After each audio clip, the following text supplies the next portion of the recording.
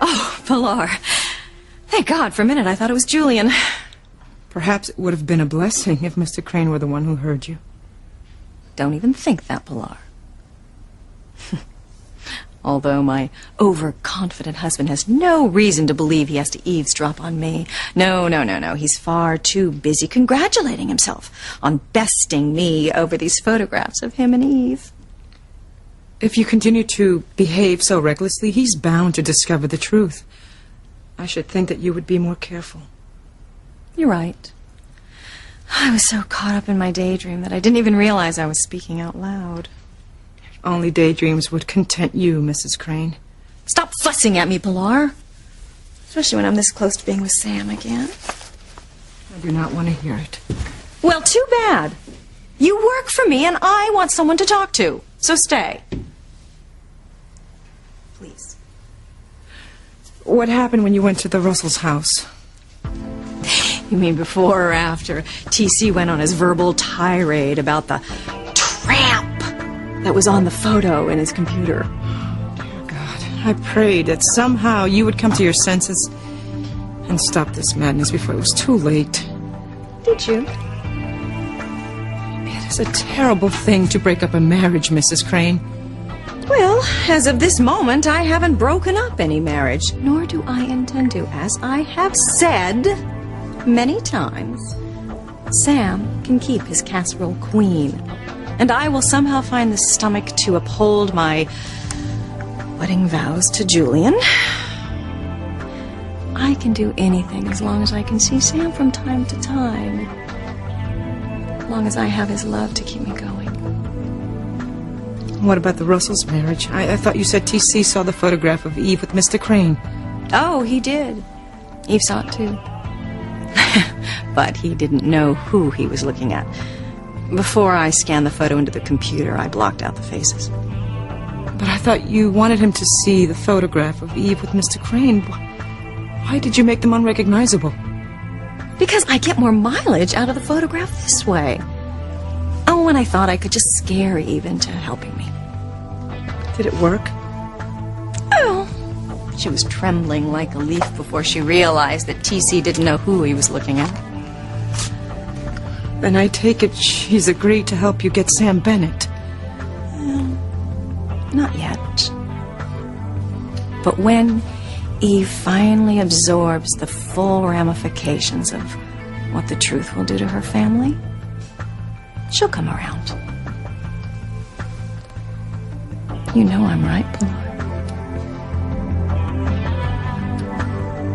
Eve does as I ask. Then T.C. and the girls never have to know about her affair with Julian. Life can go on as usual with the Russells. And you honestly believe that Sam will agree to a quiet affair with you while he stays married to Grace? Yes. Why wouldn't he? Because he is Sam Bennett, one of the most decent, loving, morally upstanding men on this earth. A man who would never cheat on his wife, no matter what temptation you throw at him. Well, we'll see about that. What about your life and your marriage? You have a lot to lose if it ever comes out that you haven't loved Mr. Crane since the day of your wedding. That instead you've loved a man who became a cop. Oh, one night with Sam would make up for all those hideous years I have spent married to Julian. Don't you understand that, Pilar? I do understand that you do not realize how dangerous it is to push Dr. Russell up against a wall with no means of escape. Eve has a way out. All she has to do is help me. Yes, and stab her best friend in the back in the process. That is not a way out. You have given her an ultimatum that will lead to your own destruction. If you're trying to scare me, Pilar, it won't work. The only thing that Eve can do to me is tell Julian I've made a fool out of myself for running after Sam. That doesn't frighten you? No. After all of Julian's tacky affairs with even tackier women, you know, he'll probably just laugh at me for my failed attempt with Sam.